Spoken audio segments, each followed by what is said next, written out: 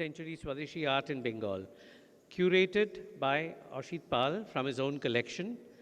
And before going into the details of other things, I would like to request Dr. Jayanto Sengupta, Secretary and Curator of Victoria Memorial Hall, to kindly welcome the audience. Good evening, everybody, and a very warm welcome to the inauguration of this exhibition on 19th century Swadeshi art in Bengal, as gleaned from woodcuts, woodblocks, and lithographs, curated by Sri Ashit Pal, which it's a privilege and honor for the Victoria Memorial Hall to co-host with Akar Prokar Art Gallery.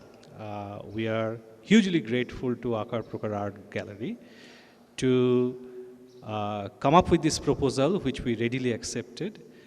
And with this exhibition on 19th century woodblocks, we are beginning a three-part exhibition on Swadeshi art.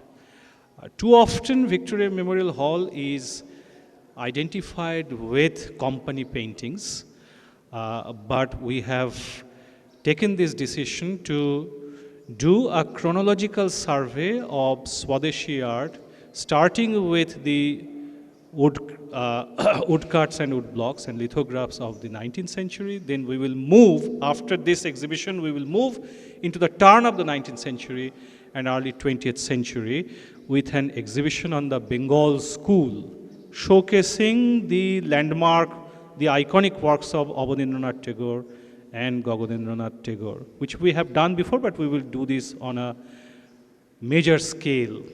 And then we will move into the third part of this ongoing series of exhibition with 20th century Bengal prints and oleographs. So this will showcase, this will give visitors a broad range of Bengal's art in the 19th and 20th centuries. We are very, very privileged to have these very eminent artists, Sri Robin Mondal and Sri Shubha Prasanna, as the guests today, as the guests of honor today, to inaugurate this landmark exhibition. That's all I have to say for now. I know, like all of you, we are also very eager to view this landmark exhibition. So without further ado, I thank you all for coming here, supporting us. So please enjoy the exhibition, spread the word around. We are here till the middle of May. Thank you very much. Thank you very much, Jayanto. May I request you right away to also lead our dignitaries to the dais. You know, our chief guest, Sri Robin Mondal, our guest of honor, Sri Shubha Prasanna, the curator of the exhibition, Sri Ashit Pal. And may I also request Reena Lath of Akar Prokar to join them on the dais, and Jayanto Sengupta too.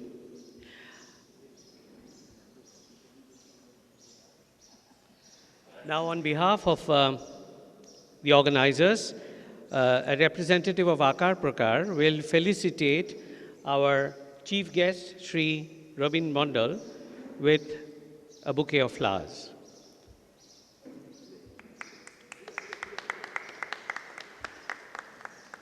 And now, our guest of honor, Sri Shubha Prasanna.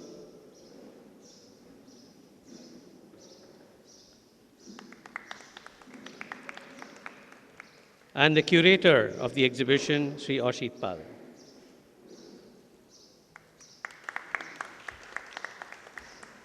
I would also like to request Dr. Jayanto Sengupta to present a memento on behalf of Victoria Memorial Hall to our chief guest and our guest of honor.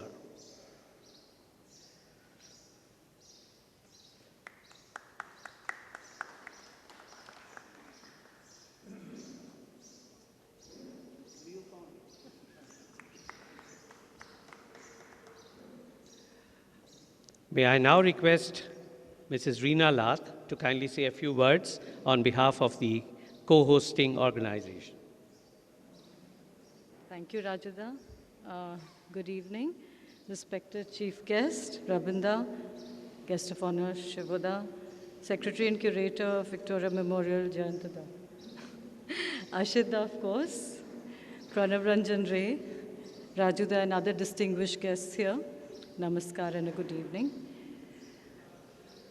I thought I'll read out a speech, but I think it's really no point. All I want to say is that my journey with art has been rather, let's say, I call myself illiterate in art, even though I've done my schooling.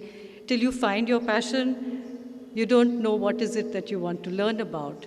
And when I got into the art world as a collector first and then as a gallerist, I realized that, okay, it's art that I want to know about. And the only way to share what you learn is to start showing it. And that's how Abhijit and I have been working on Aakar Prakar shows to learn ourselves and then to share it with the larger audiences. And through this journey as an illiterate art history person, I realized that not only me, but many of my audiences that came to my gallery or came to my shows were also as illiterate as me. And hence, we launched on this vision and mission to reach out to various museums and institutions wherein we could show exhibitions of original pieces, because you can read books and you can learn so much from there, but when you see the original things, the impact is just impossible to forget. And with this hunger to show and share, 13 years of Aakar Prakar, well, we've shown significant works at the Indian Museum, the National Gallery of Modern Art, Mumbai, National Gallery, Bangalore, Lalit Kala Academy, the National Gallery, Delhi, and other private and international museums. This year, we are also showcasing Jayashree Chakravarti, she's here in our second row, at the Chhatrapati Shivaji Vastu Sangrahalaya Museum, and along with the Kiran Nadar Museum of Art. And the best part about today's evening is that the National Museum has agreed to have this exhibition of woodcuts curated by Ashit Paul next year in January. So that's another feather in our cap.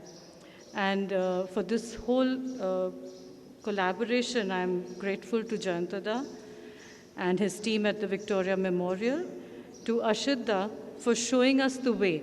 Ashita, you know, has written a book on the 19th century woodcuts, which was published in the 1980s. And I had read that book many years ago. But over the years, I don't know what got into me, and I said, no, we must put something together for more people to see and really see it firsthand. And there you go, Ashita had these wonderful collections. And to that, he helped me and Abhijit add to that collection many more works of lithographs which were collected over the last 1.5 to 2 years. And this is how we've come together this far. Thank you, Ashita. And of course, Pranavda with his lovely advice, always there supporting us. Thank you to Shomik. Shomik, are you here? Shomik has done the layout and design. I think he's still busy fixing some things. And we have Anvita here. Is she here? Is Anvita here? Okay, Anvita's done the wonderful catalog design, which you'll see on the 30th. 30th, we plan a talk on these prints with, which we will announce in some time. But 30th, please be here for the discussion between Ashita, Pranabda, and our guest of honor who will be announced later. Thank you to the team at Aakar Prakar, which includes Pramita, Vinodji, Sharmishta, Ananya, Anushri, Ujjwal for the teamwork. And finally to Abhijit, my husband, who supports all my crazy plans and makes them happen. Thank you so much. Thank you very much, Reena. Reena said that she is art illiterate. We often associate literacy and illiteracy in any subject with either some formal training or schooling or the lack of it. But there are a lot of things we learn on the job, and I can tell you from experience, and you have been, Reena, on the job for decades now. And therefore, you can very well call yourself art literate, because whatever you learn on the job is often more practical and of much better value than what you learn in syllabus-oriented courses. Thank you very much for those words and for also presenting to us the forthcoming calendar of events of Akar Prakar. I would now like to request Sri Ashit Pal, with whom my personal association also goes to over 30 years now, and from whom I have learnt a lot on the job. So I would like to request Ashit Pal to come and share a few words about the curation of this exhibition and the content of this exhibition. Ashit Pal. নমস্কার, আমি বাংলাই বলছি। এই প্রদর্শনীটা ভাবনা চিন্তা আমাদের অনেক দিন থেকেই ছিল, কিন্তু এটাকে রূপ দেবার ক্ষেত্রে যাদের অবদান আপনারা দেখতেই পাচ্ছেন, কিন্তু মনে হয় এই প্রদর্শনীটা সম্পর্কে আমার কিছু হয়তো বলে নেওয়া ভালো। আপনারা একটু বাদেই দেখতে পাবেন প্রদর্শনীটা। তো এইখানে 19 শতকের কাঠখোদাই চিত্র এবং তার সঙ্গে সঙ্গে লিথো ছবির যে আমরা এখানেতে যে সাজিয়েছি তার একটুখানি ব্যাখ্যার দরকার আছে। আপনারা সবাই জানেন যে আমাদের এইখানেতে কালীঘাট পটের যখন এখান থেকে রমরমাটা ছিল আর কি, ঠিক তার সঙ্গে সঙ্গেই কিন্তু উটকাটের যে প্রচলনটা হয় তার কিছু দিন বাদ থেকেই হয় বলা যেতে পারে। কিন্তু এই কাঠখোদাই বলুন বা পটচিত্রই বলুন, এটা কিন্তু কোনো গ্রামার মেনে হয়নি কোনো সময়, প্রথম থেকে হয়নি, তারপরে অনেক পরে সেটা গ্রামার মেনে হয়েছে। এবং এই গ্রামার কেউ তৈরি করে দেয়নি, এরা নিজেরাই সমস্ত তাদের গ্রামার তৈরি করে নিয়েছেন তাদের মতো করে। এবং আমাদের যে সমকালীন শিল্পের যে সম্ভার বা আমাদের এইখানেতে দেশেতে যে শিল্পের যে প্রসারটা হয়েছে সেটা কিন্তু তখনই সম্ভব হয়েছে যে কালীঘাট পট এবং উটকাট বা এই লিথোগ্রাফ যদি না থাকতো তাহলে কিন্তু অনেকটাই কিন্তু আমরা পিছিয়ে থাকতাম, হয়তো হতো আরও পিছিয়ে থাকতাম। এইখান থেকে কিন্তু শুরুটা হয়, যেই শুরুটা থেকে আমরা কিন্তু অনেক সময় বুঝতে হয়তো আমাদের অসুবিধা হয়েছে, বুঝতে পারিনি। যেমন কালীঘাট চিত্রকে আমরা অনেক পরে আমাদের নিজেদের ভাবনা চিন্তার মধ্যে নিয়ে এসেছি, একে রেকগনাইজ করেছি বা এটার মধ্যে একটা শিল্প সত্তা রয়েছে, ভাবতে আমাদের অনেক সময় লেগেছে। আর কাঠখোদাই শিল্পকে তো কোনো রকমভাবে কেউ পাত্তাই দিত না, এবং উচ্চকোটির শিল্পের মধ্যে কাঠখোদাই শিল্প ছিল না। উচ্চকোটিদের কাছে কিন্তু তবুও ছিল এই লিথোগ্রাফ ছবি। তার কারণ ছিল অনেক মানে নির্দিষ্ট করে তার অবয়বের ছবি, তার সেখানে রিয়েলিস্টিক তার প্যাটার্ন, সেগুলো কিন্তু তাদের কাছে একটা ভালো লাগার জায়গা ছিল এবং তাদের মতন করেই তারা কিন্তু তৈরিও করতেন। তো আমাদের এই এক্সিবিশনেতে যে আমরা ছবিগুলোকে নিয়ে এসেছি, তো আমরা সাজাবার চেষ্টা করেছি যে মধ্য 19 শতক থেকে কিছু কিছু ছবি যা রয়েছে, নিত্যলাল দত্তের ছবি আপনারা দেখতে পাবেন। এবং তারপরে কিন্তু যে এই যে কালীঘাট পটের পরে যে উটকাটের যে সমারোহটা এলো, এই উটকাট শিল্পীরা তারা কিন্তু কালীঘাট পটগুলোদের সঙ্গে সমান তালে কিন্তু লড়াইটা চালিয়ে গেছে তাদের নিজেদের অস্তিত্বের জন্য। সঙ্গে আমরা একটা পেলাম বড় বড় ডিসপ্লে প্রিন্ট, এই ডিসপ্লে প্রিন্ট ঘরে সাজাবার জন্যে।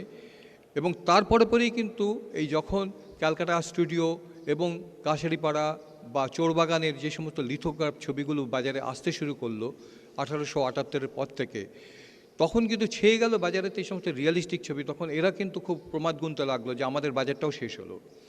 কিন্তু সেই সময় কিন্তু এদের রক্ষাকর্তা কিন্তু বলা যেতে পারে বটতলার এই সমস্ত প্রকাশকরা, পঞ্জিকার প্রকাশকরা, তাদেরকে কিন্তু ভালো ভালো কাজ দিয়ে, তাদের ইলাস্ট্রেশন দিয়ে তাদেরকে কিন্তু বাঁচিয়ে রেখেছিল, যার থেকে কিন্তু গড়ে উঠেছে ধীরে ধীরে ধীরে ধীরে কিন্তু একটা নিজস্ব ঘরানার শিল্প।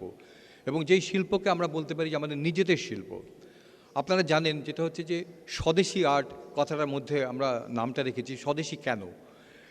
আমাদের এই এক্সিবিশনে স্বদেশি শব্দটার পেছনে কিন্তু অন্য একটা ইতিহাস আছে, যেই ইতিহাসটা কিন্তু যে যখন পরাধীন দেশেতে আমাদের এখানকার শিল্পীরা কাজ করছেন, কাদের কাছ থেকে কাজ শিখছেন? এই ব্রিটিশদের কাছ থেকে কিন্তু কাজ শিখেছেন।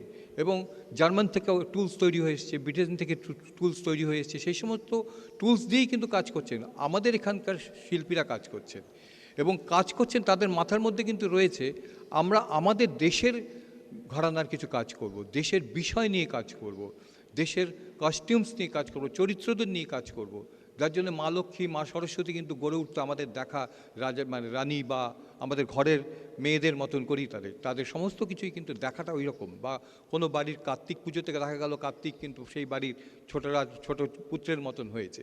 তো এই যে শিল্পীদের এই স্বাধীনতাটা তারা কিন্তু ভোগ করেছেন, এখান থেকে কিন্তু গড়ে উঠেছিলেন কিন্তু একটা স্বদেশি ভাবনা থেকে করা। স্বদেশি আর্ট মানে কিন্তু স্বদেশি আন্দোলনের সঙ্গে কোনো সম্পর্ক নেই।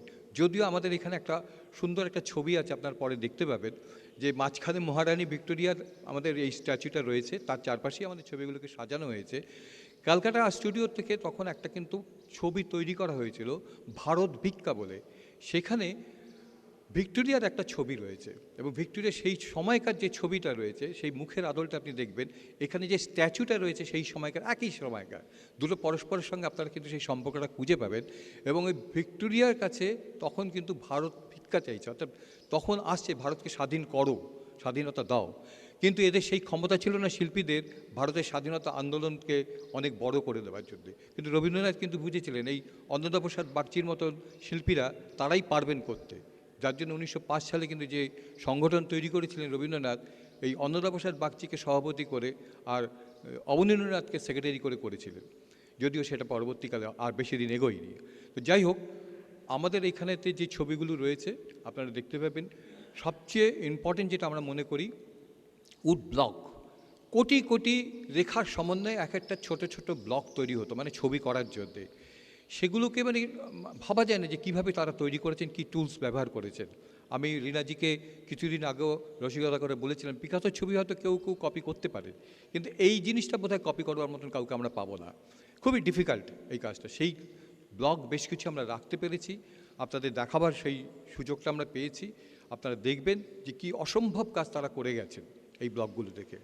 তো আমি সবাইকে অশেষ ধন্যবাদ দিচ্ছি, বিশেষ করে রীনাজি আর অভিজিৎজিকে আমি ধন্যবাদ দেবো যে তারা সমকালীন শিল্পের ভীষণ রকমভাবে সারা বিশ্বে ছড়িয়ে দেওয়ার পরেও 19 শতকের এই ছবিগুলোকে নিয়ে তারা যে চিন্তাভাবনা করেছেন, চিন্তাভাবনা করে যে সাধারণের মাঝখানে নিয়ে আসছেন, এটা কিন্তু আমাদের কাছে একটা বড় প্রাপ্তি। কেননা এই সময় ছবি বিশেষ পাওয়া যায় না এবং এই সময় ছবিকে সম্মান দিয়ে সেই জায়গায় রাখা, সেটাও কিন্তু সচরাচর দেখা যায় না। সেদিক থেকে ভিক্টোরিয়া মেমোরিয়ালকেও আমার অশেষ কৃতজ্ঞতা, ধন্যবাদ জানাই। সবাইকে ধন্যবাদ, নমস্কার।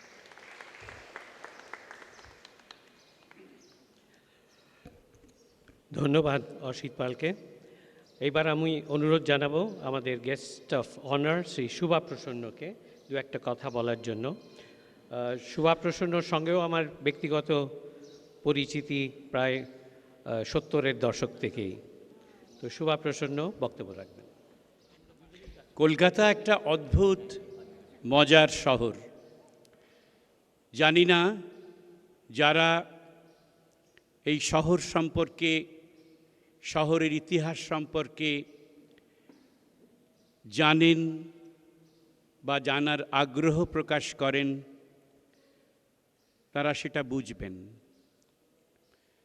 যদিও অসিত একটা প্রসঙ্গত খানিকটা কালীঘাট পট এবং গরানহাটার এই শিল্প সম্পর্কে কিছু হয়তো তুলনামূলক কথা বলল, কিন্তু কালীঘাট পট, যেটাকে আমরা বলতে পারি আরবান ফোক, সেটা কিন্তু শিল্পীর নিজের তাগিদে তারা করতেন।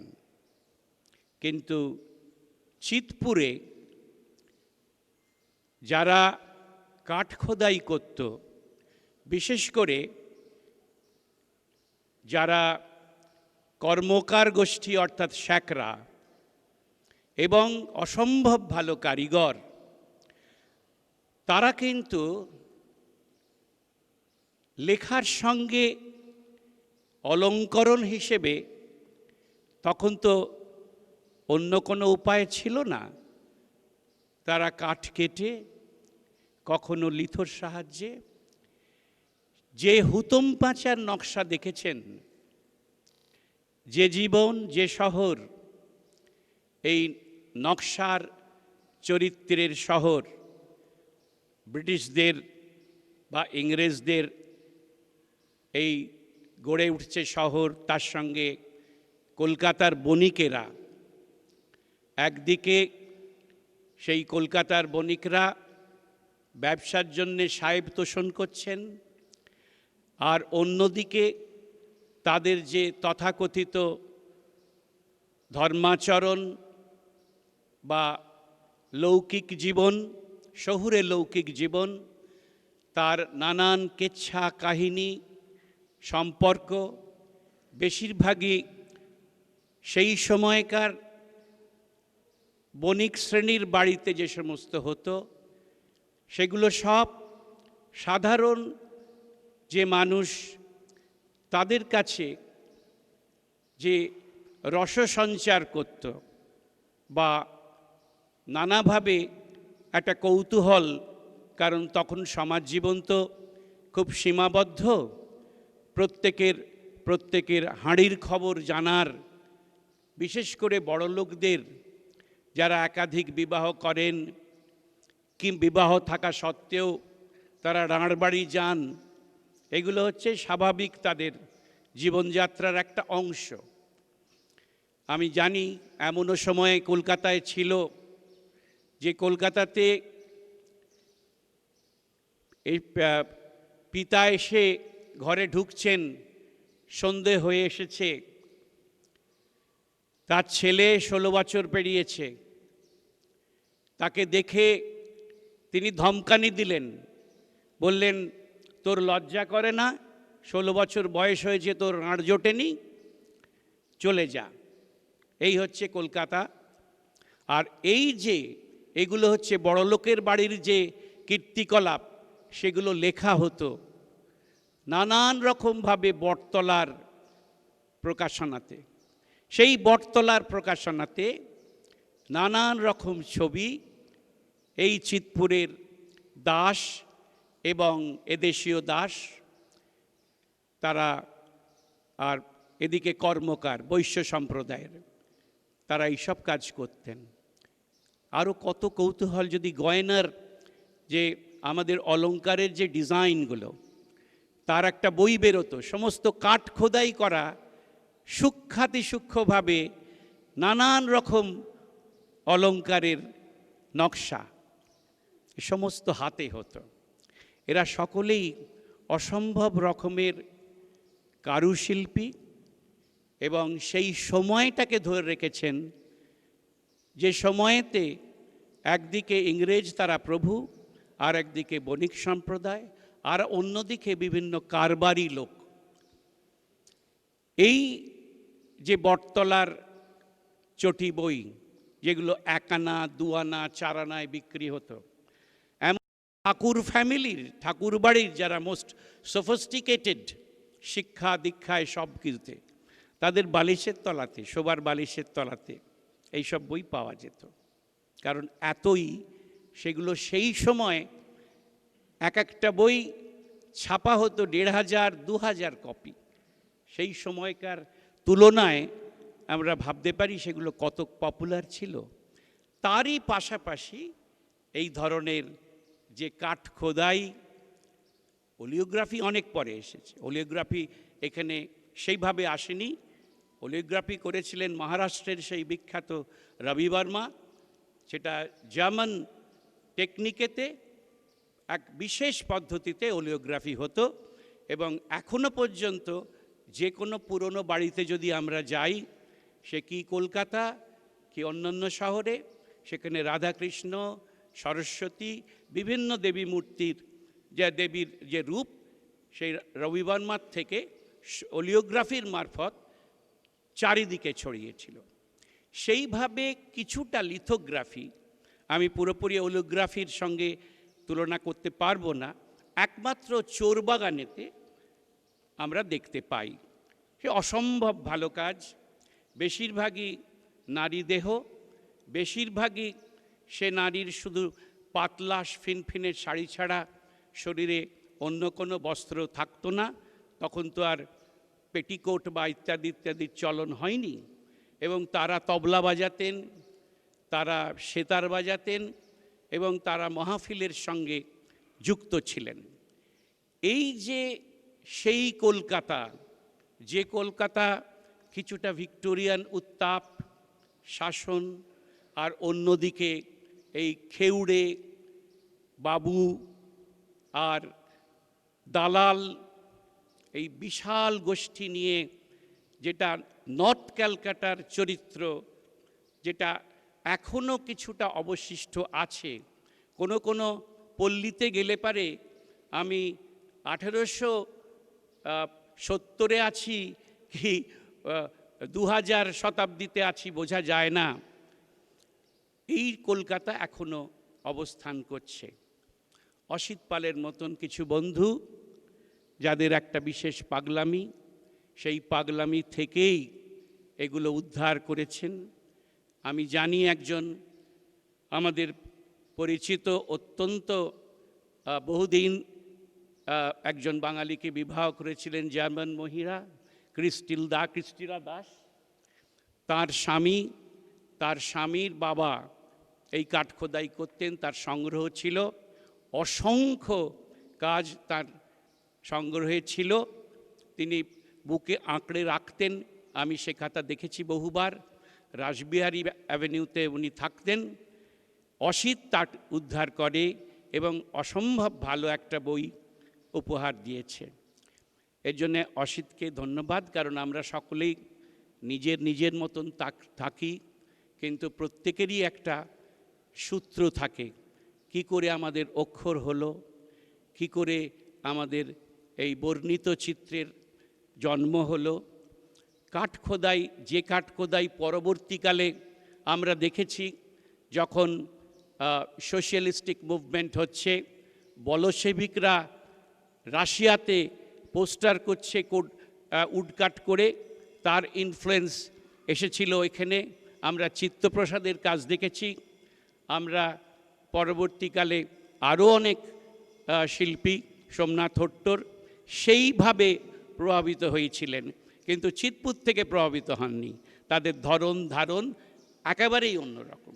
বরঞ্চ বলা যায় অত্যন্ত সম্মানের শিল্পী হরেন দাস, তিনি কিছুটা এই বুলি কাঠের থেকে খোদাই করে ছাপাই ছবি করেছেন, এবং একটা ছবিতে, যেটা সারফেস প্রিন্ট তো একটা ইন্টাগ্লিও একটা সারফেস, উডকাট, লিনোকাট, এগুলো সবই সারফেস প্রিন্ট। এই সারফেস প্রিন্টে এত রকম টোন দিয়ে কাজ করা, এবং সেটা এত সূক্ষ্ম এবং এত সুন্দর। হরেন দাস তার মতন পরবর্তীকালে খুব বেশি আছেন, অনেকে কাজ করেছেন, আমাদের সংগ্রহেও সেসব আমরা পেয়েছি, কিন্তু কম। কিন্তু চিৎপুর বটতলার অবসানের সঙ্গে সঙ্গে চিৎপুরের যে একটা ম্যাজিক্যাল ক্রাফটসম্যানশিপ এবং আরবান ফোকের আর একটা পরিচয় যেটা আমরা পাই, সেটা হারিয়ে যাচ্ছে। চিৎপুরে এখনও কিন্তু কাঠের ব্লক তৈরি হয়, এখনও গ্রামেতে কাঠের ব্লক থেকে পোস্টার ছাপা হয়, এবং এখনও ট্রেডল মেশিন যেটা ঘুরিয়ে ছাপা হয়, সেটা এখনও সহাবস্থান করছে। যে যুগেতে আমরা একটা ছোট্ট পেন ড্রাইভে সমস্ত ছবি কম্পিউটারে ঢুকিয়ে কয়েক মিনিটের মধ্যে ছাপা বার করতে পারি, সেখানের হাত এবং এই যে যন্ত্রটা, সেটাও হাত, মন, স্পর্শ সবগুলোকেই আমাদের হারিয়ে দিচ্ছে। আমরা একটা অন্য জায়গায় এসেছি। এই বয়সেই কত রকম সীমান্ত পেরোতে হলো, কত রকম তথাকথিত টেকনিক চলে গেল, ভাবা যায় না। তবে এই হাতের কাজ, আমাদের কাজ হচ্ছে সংরক্ষণ করা, দেখা, বোঝা, এবং আমাদের শহরের যে স্বাভাবিক শিল্পের ইতিহাস, সেটাকে আমাদের স্মরণে রাখা। আমি অসিত পালকে ধন্যবাদ জানাই। স্বাভাবিক, রিনারা তো জহুরি, ওরা জানে কোনটা সংগ্রহ করলে সেটা ঠিকঠাক হবে, সুতরাং জহুরির পাল্লায় পড়ে গেছে অসিত, কোনো অসুবিধে নেই।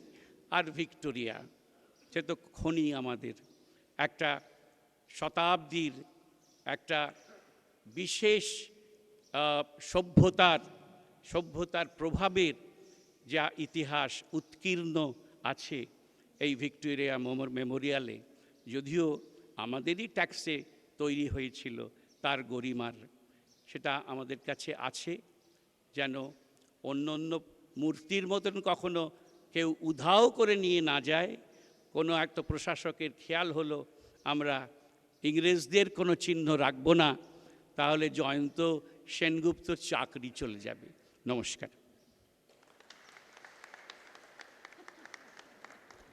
ধন্যবাদ শোভা প্রসন্নকে। জয়ন্ত সেনগুপ্তর চাকরি অত সহজে যাবে না, এখন এখানে অনেক ভালো ভালো কাজ হচ্ছে। শুভা প্রসন্নকে ধন্যবাদ এই জন্য যে সেই কালের কলকাতার পটভূমি আমাদের সামনে তুলে ধরেছেন উনি, এবং কি ধরনের আর্টের কাজ হতো এবং সেটা কোন পরিবেশ থেকে তৈরি হতো সেটা সম্বন্ধে আমাদের একটু বাকিবল করে দেওয়ার জন্য অসংখ্য ধন্যবাদ। আরেকটি নাম উল্লেখ করেছিলেন শুভা প্রসন্ন, ক্রিস্টাল দাস এবং তার শ্বশুরের কথা। তো এই প্রসঙ্গে বলি যে ভদ্রমহিলা গতকালই আমায় ফোন করলেন যে আজকে এই প্রদর্শনীর উদ্বোধনে আসার ভীষণ আগ্রহ, কিন্তু কতগুলো কারণে উনি আজকে আসতে পারেননি। আমাকে জানালেন যে এই অসিত পালকে এবং যারা আয়োজন করেছে এই প্রদর্শনী তাদের সকলকে শুভেচ্ছা জানাতে উনি এই প্রদর্শনী চলাকালীন একদিন এসে দেখে যাবেন, এবং সেই যে বইটি হয়তো তৈরি করা হচ্ছে ব্রোশিওর মতো, সেটার অবশ্যই অন্তত 2 কপি চেয়েছেন। এইবারে আমাদের চিফ গেস্ট শ্রী রবীন মণ্ডলকে অনুরোধ করছি আনুষ্ঠানিক উদ্বোধন করার আগে যদি 2-1 কথা বলেন, তারপরে আমরা প্রদর্শনীর আনুষ্ঠানিক উদ্বোধনে চলে যাব। এইখানেই বলবেন। নমস্কার। আমি যেটা অ্যাভয়েড করছিলাম যে ওখানে গিয়ে কিছু বলতে হবে, আমাকে তো হাতে তুলে দিয়ে কিছু বলতে হবে। যাই হোক, ছবি আঁকা লাইনে থাকার পরে বিচিত্র জায়গায় ভ্রমণ করতে হয়েছে। বড় বড় জায়গায় লেকচার মারতে পাঠিয়েছিল, আমি ভয়ে যাই না, দরজার পাশে দাঁড়িয়েছিলাম, বললেন আমি অনেক লেটে ট্রেনটা এসে হাজির হয়েছি। এইভাবে ওটাকে নেগলেক্ট করতাম, কিন্তু এক সময় দেখুন নেগলেক্ট করা যাচ্ছে না। বলে না, আপনি বাংলা, হিন্দি, ইংরেজি, উর্দু বলুন, আমরা লোক আছে বলে দেবে লোককে। আমরা আচ্ছা বিপদ, তবুও আমার তখন মনে হচ্ছে তবু সব ঢেলে বেয়ে তৈরি হতে হবে পার। এখান থেকে আজ নিষ্কৃত বেঁধে একটা কিছু বলতে হয়। আমি কিছু কথা ছবির লাইনে বলেছিলাম এইখানে, যে আমি ছোটোবেলায় খুব অসুস্থ হয়ে পড়ায় বিছানা শুয়ে শুয়ে এই ড্রয়িং খাতা একটা বাবা এনে দিয়েছিলেন, তাতে আমি নিজের মুখ, বাড়ির বাচ্চাদের মুখটুক আঁকার চেষ্টা করতাম। এরপরে একজন এক্সপার্ট লোক এসে কী যেন বললেন, ওকে আর্ট কলেজে ভর্তি করে দিও, এখান থেকে পাস করলে এখান থেকে শরীরটা ঠিক হয়ে গেলে। তা সেই জীবনের মানে এমন বয়সে মুক্ত হলাম যে তখন আর্ট কলেজে নেবে না আমাকে সে বয়সে। যাই হোক, বাড়িতে একটা অন্য চর্চার ব্যাপার ছিল, বাবা কিছু ড্রয়িং টয়িং করতেন, তারাতে আবার কার ইউনিট পড়লে রাত্রে বসে গেলেন এ করে, জ্যাঠামশাইরাও তাই মৃদঙ্গ নিয়ে বসে গেলেন। ফলে একটা কী বলবো, শিল্পগত একটা কিছু ব্যাপার, কানের হোক হাতের হোক, এগুলো আমাদের বাড়িতে চর্চা ছিল। তো কিন্তু তাকে নিয়ে কতদূর যাওয়া যায়। আমার তো প্রায় 4-6 বছর আমি বিছানা শুয়ে পড়েছিলাম। তখন আমি ওই খালি ভাইপো ভাইদের পয়সা দিয়ে বলতাম, বস তোর মুখ আঁকবো, হ্যাঁ, বা আবার চারকোল এনে দিয়ে আমি তোর মুখ আঁকবো। তারা 2 মিনিট বসে চলে গেল, আমার মুখ আর হলো না, একটা রেখাটা নিচে হয়ে গেল, মানে বিফলে গেল আমার পয়সাটা আর কি। তবুও এরপর একটু ছেলেদের বুঝিয়ে বললাম, দেখ তোকে তোর বাড়িতে ছবিটা বাঁধিয়ে পাঠিয়ে দেবো। তখন সে বসে যা 20-25 মিনিট বেশি বসে। যা হোক, যেভাবেই হোক একটা চর্চার ব্যাপার বাড়িতে ছিল, সেটা ছবি আঁকার ব্যাপারটা বাবার হাতে দেখুন। কারখানার যন্ত্রপাতি বা কারখানাকে দাঁড় করাবার ব্যাপারে একটা কিছু পরামর্শ নিতেন, লোক আসতেন, তাকে একটু ফিস দিতেন। নিজের কারখানাকে বাদ দিয়েও অপরের কারখানা গঠনে তিনি ডাক্তারের মতো ফিস নিতেন, কিন্তু এছাড়া উপায় ছিল না, তখন কারখানার অনেক ডামাডোলের টাইম। যাই হোক, মোটামুটি একটা চর্চার ব্যাপার ছিল বাড়িতে, যেটা আমাকে হয়তো কিছু একটা ছবি আঁকা রেখে দিয়েছে, পুরো আঁকতে পারেনি। এই জন্য আমার মনে হয়েছে যে ফ্যামিলির কাছে একটু ঋণী। একবার আমাকে ছবি আঁকার জন্য দেশ বিদেশ পাঠাতে পারেনি, এটা ঠিকই, কিন্তু আমি এখানে থেকে এটাকে ধরে রাখার যে একটা ব্যাপার, মনের জোর, সেটা আমি আমার বাড়ি থেকেই পেয়ে গেছি। কারণ আমার বাবা তো বললাম কারখানায় লেদ মেশিনও চালিয়েছেন, আবার বাড়িতে কারেন্টও বাজিয়েছেন, কখনো ভায়োলিন। বড় জ্যাঠামশাই পুরো মৃদঙ্গ বাদক, এবং তার মোটামুটি বঙ্গীয় এতে তার পরিচয় ছিল। আমার জ্যাঠামশাই তিনি একটু উল্টোপাল্টা লোক, আর এক জ্যাঠামশাই একটু খেয়ে পেয়ে টলতে টলতে একটা সেতার নিয়ে বসে গেলেন। এগুলো একটা ব্যাপার ছিল, একটা পারিবারিক ব্যাপার, তাতে অন্যের কী উপকার হচ্ছে জানি না, আমরা কিন্তু মেতে থাকতাম। এমন একজনের কথা বলি, তিনি আস্তে আস্তে বললেন, হারমোনিয়ামটা বার করো। আমাকেই বললে, আমি ছোট, আমি বার করুন। আমি ভেতরে ঢুকে জ্যাঠাইমাকে বললাম, জ্যাঠাইমা এই বুমপোল্লার লোকটা এসেছে। তিনি বললেন, ওরে কালীবাবু, কালী পাঠক। হ্যাঁ, আমি বললাম যে আমি বসিয়ে দেওয়ার পর জ্যাঠাইমা বললে, তুই দোকানে গিয়ে কিছু খাবার দাবার আর আমি ব্যবস্থা করছি। তা উনি বসে বললেন, 1-2 গান গাইব, কিন্তু প্রায় 10:30টার সময় গেলেন এখান থেকে। 7টায় এসে 10:30টার সময় একা গান গাইয়ে চলে গেলেন। এইসব জিনিস এখন আর হবে না। এখন যা প্রফেশনাল হয়েছে লোকের, হ্যাঁ, তাতে সে বেশিক্ষণ বললে বেশি টাকা দিতে হবে, এই ব্যাপারটা চলছে। যাই হোক, এগুলো ঘটেছে। ফলে আমি কি করব, আমি বললাম তবু সব ঠেলে বেয়ে তৈরি হতে হবে পার। আমি বললাম না, যে তোমারে ছাড়বো আমি তোমায় ছাড়বো না, মানে এই ছবিটা আঁকে। ছবি এঁকে কী করেছি আমি জানি না, কিন্তু এ আমার সঙ্গে জড়িয়ে আছে। এই পর্যন্ত। ধন্যবাদ রবীন্দাকে। রবীন্দা বললেন বেশিক্ষণ কাজ করালে বেশি টাকা দিতে হবে। এখানেও এই কষ্টকর পরিবেশে যদি বেশিক্ষণ দাঁড় করায় লোকেদের, তাদের হয়তো বেশি খাওয়াতে হবে তারপর। সেই জন্য আমরা এবার সরাসরি এই প্রদর্শনীর আনুষ্ঠানিক উদ্বোধনে চলে যাব। আমি অনুরোধ করছি জয়ন্ত সেনগুপ্ত এবং রিনা লাটকে, আমাদের চিফ গেস্ট এবং গেস্ট অফ অনার, এবং অসিত পালকে ওই ফর্মাল ইনগ্রেশনের জায়গায় নিয়ে যেতে। তারপরে আপনারাও পরে ওদের ফলো করে যাবেন, প্রদর্শনীটা দেখবেন। আপনাদের সকলকে ধন্যবাদ আজকে এখানে আসার জন্য। তারপরে সামান্য চায়ের ব্যবস্থা আছে বাইরে, খেয়ে যাবেন।